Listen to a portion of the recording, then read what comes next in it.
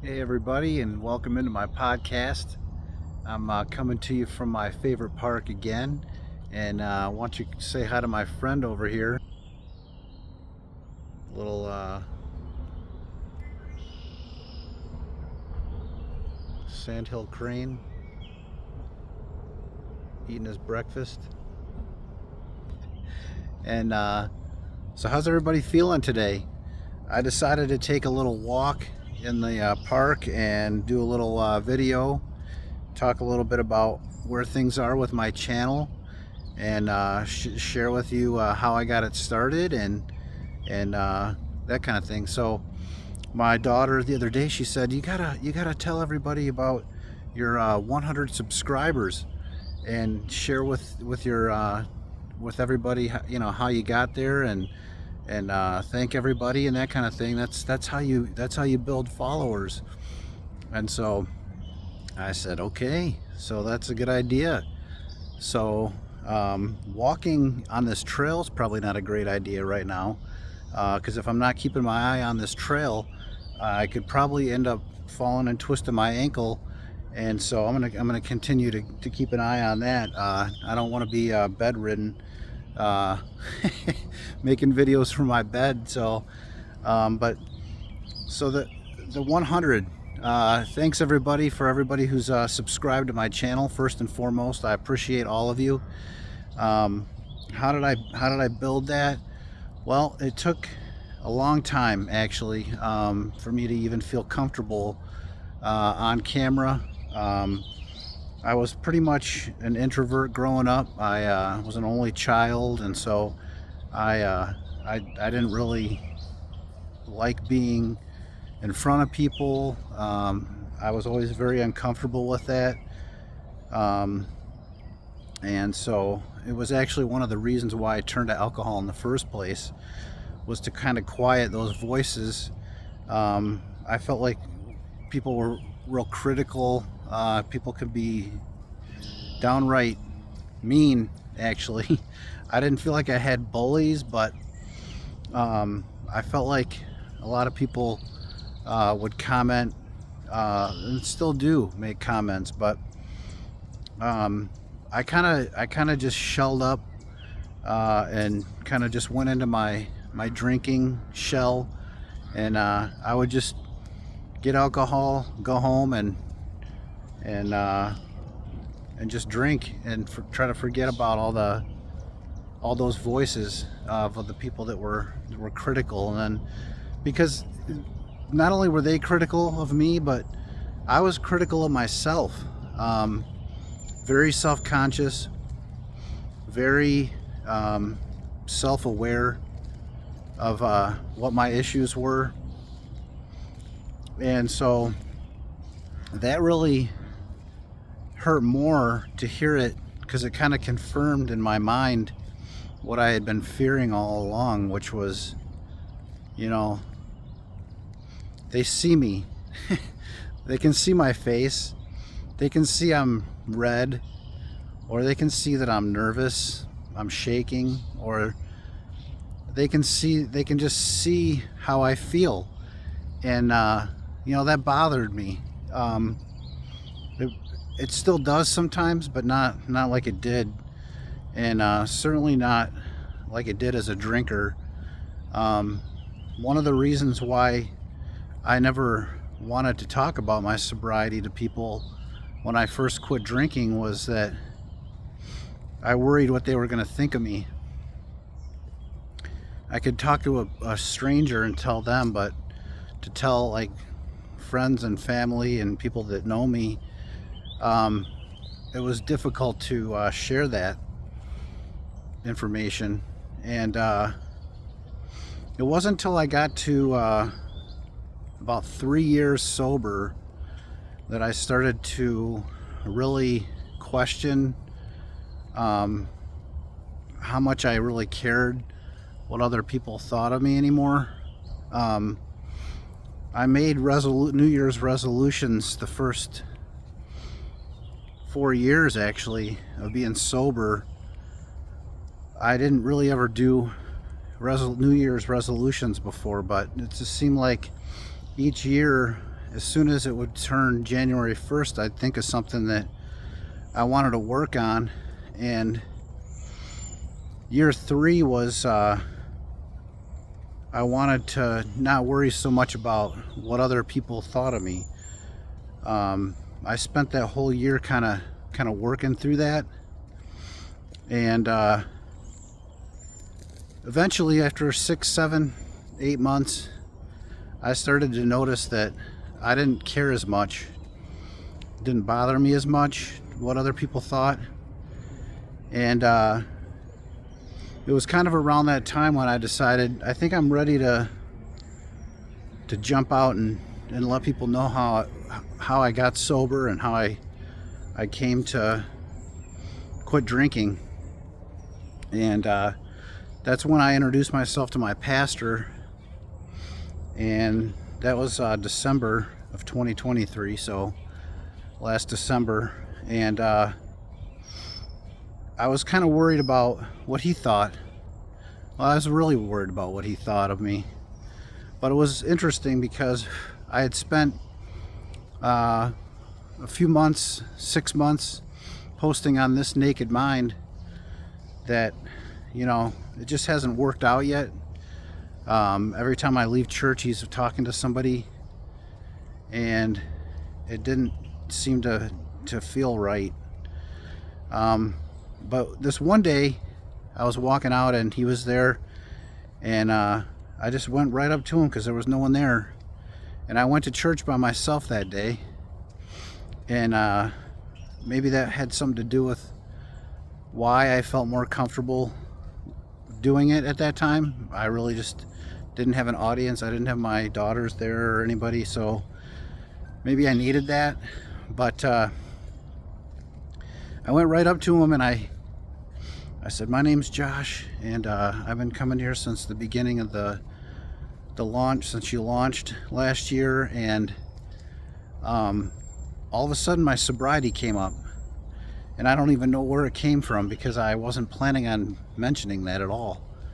But I guess it must have been important to me, something that I felt like it was necessary for him to know. And so I shared that with him. I said, I've been sober 3 years and going on 4, and I'm really looking to grow in my faith as well.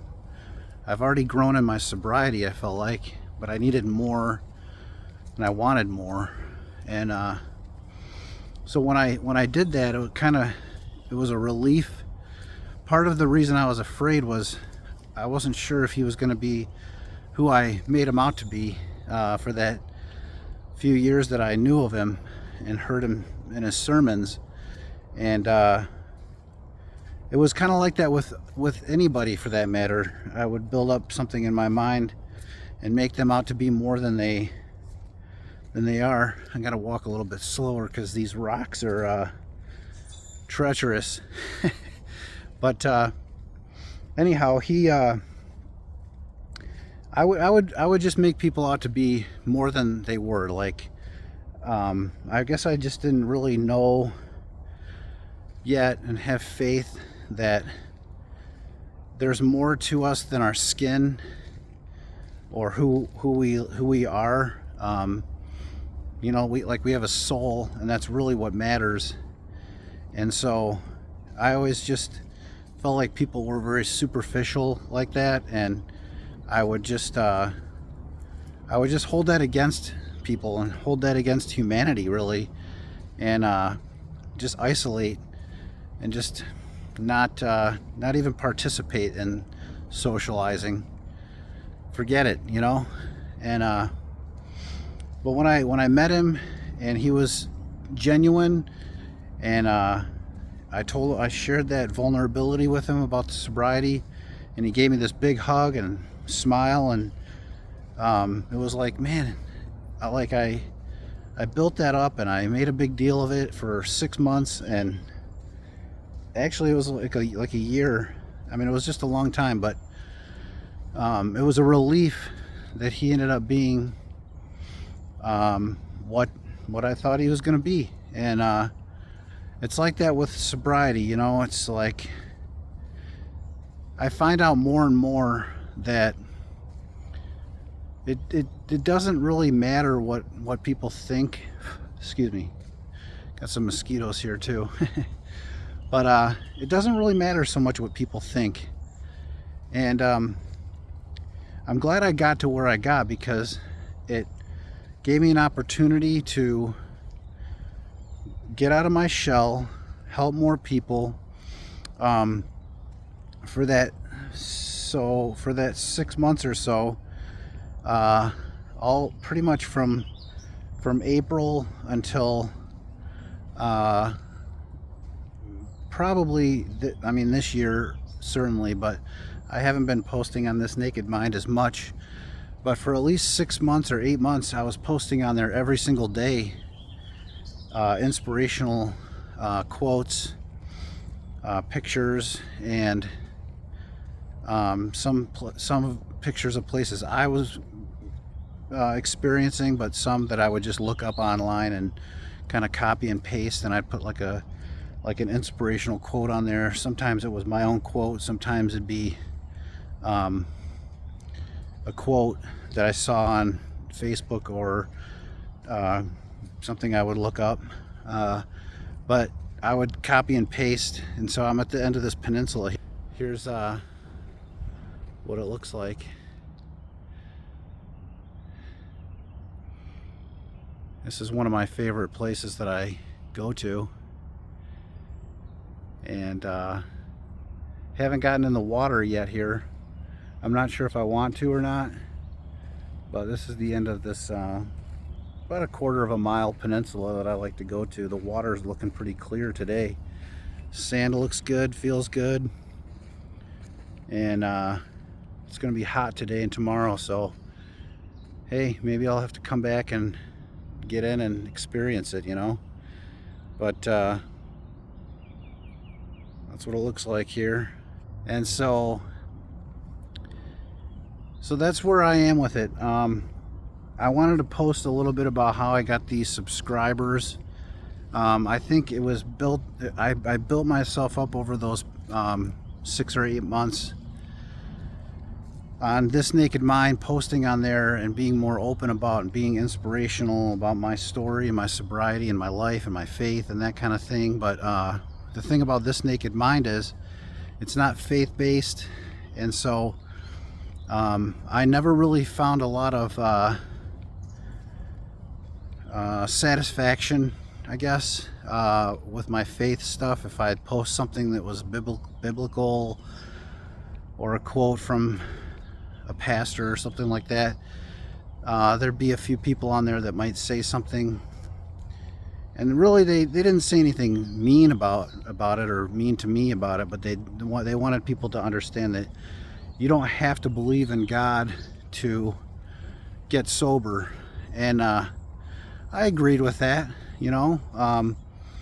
It still didn't sit well with me, but because I really didn't give all the credit to God until a couple years after I got sober and my church launched, and I kind of started to realize, I gave it a little bit of credit with some people from my community that I spoke with outside of it, that hey, I got down on my knees and I begged God to take me out of that illness. That's what it really is. Addiction is an illness.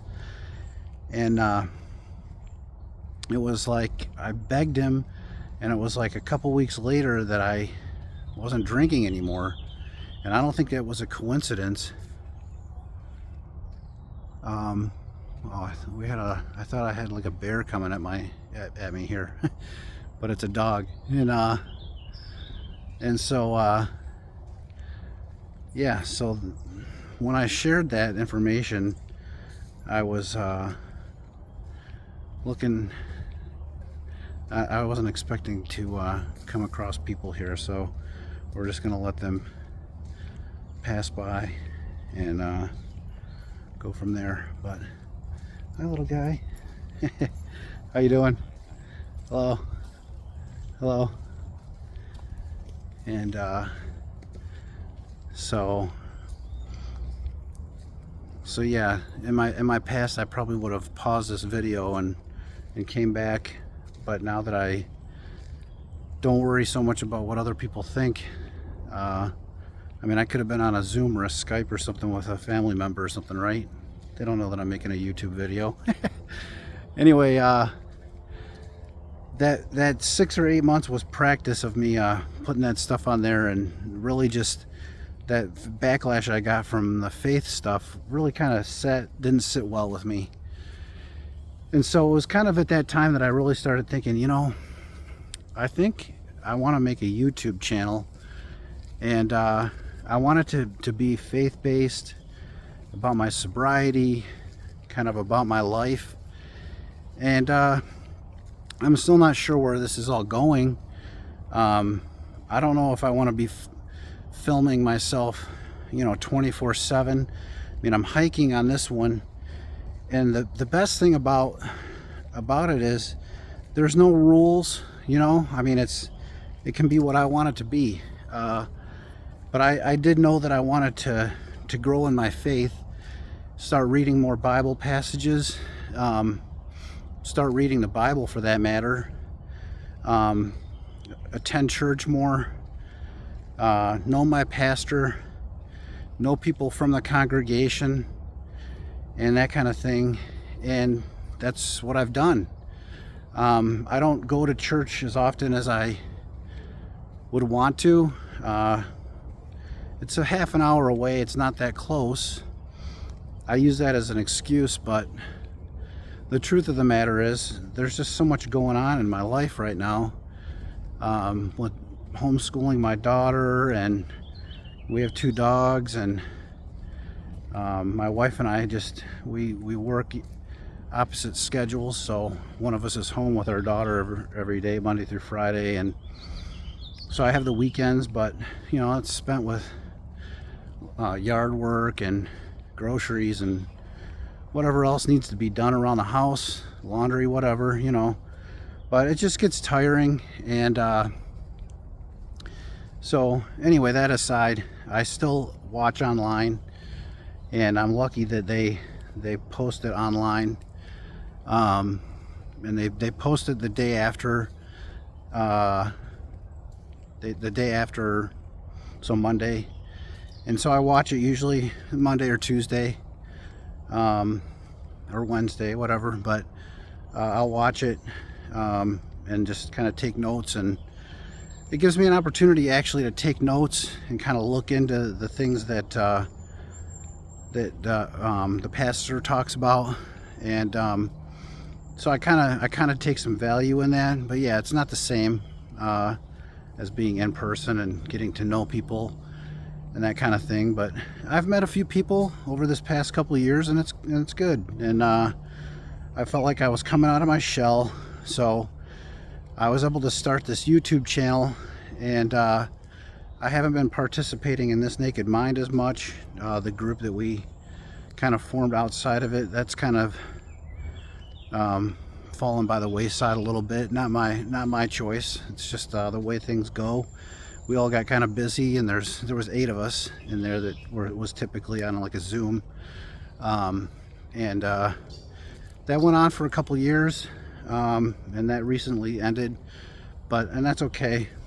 Like I said, I know that everybody's moving on and doing different things, and so I got this thing going on, and so I started making these little videos. Started out with a few sports ones. I just kind of take pictures, snapshots, and add some of my favorite music on there. I did one that was sobriety, for celebrity sobriety, and how many years they have under their belt, and that was actually the most viewed one. I think it had like 10,000 views to this point. And then I made some about my sobriety, and then I've made a little bit about faith and a little bit about but I tried some other stuff. I tried the sports ones, which they got quite a few views, but I kind of narrowed it down, and mostly the subscribers that I got were from those sobriety videos, and some from the faith ones too. So I kind of narrowed it down to the this channel is going to be about that, sobriety, faith. But I might, you know, venture out and make it more about me and my life and that kind of thing. So we'll see where it goes. But yeah, it's been interesting building the page, making those little videos and then making the longer videos like this one, and seeing where it goes. So but yeah, that's how I got started with this channel. And like I said, we're up to, I think, in 104 today, 104 subscribers. And my intention was never to make this my job. I think it was more or less that I am doing this all for God's glory, and I think I can share my experiences in my life and my sobriety with people that need it, and it kind of reciprocate at this point. That's kind of what I'm looking at this like, and wherever it goes, it's, you know, God is doing it through me, and I think He built me up to be able to be in front of the camera, to be able to be open on communities, type out what I'm really going through, because just because I'm sober, it doesn't mean everything is roses. I still struggle. I don't have a therapist. I haven't had one in a couple years. I had therapy up until about 6 months sober, and then that was it.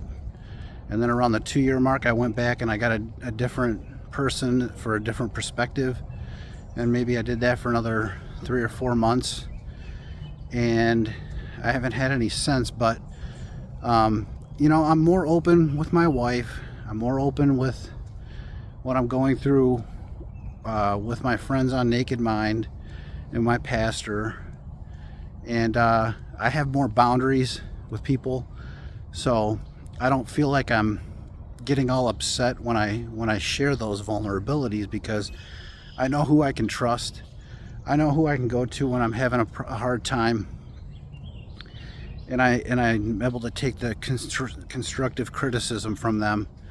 I do get some strange comments on my channel, but not very many. I've had a few that were like, you know, that's not even what this was about. Why are you bringing up what I look like or what I believe in or that kind of thing?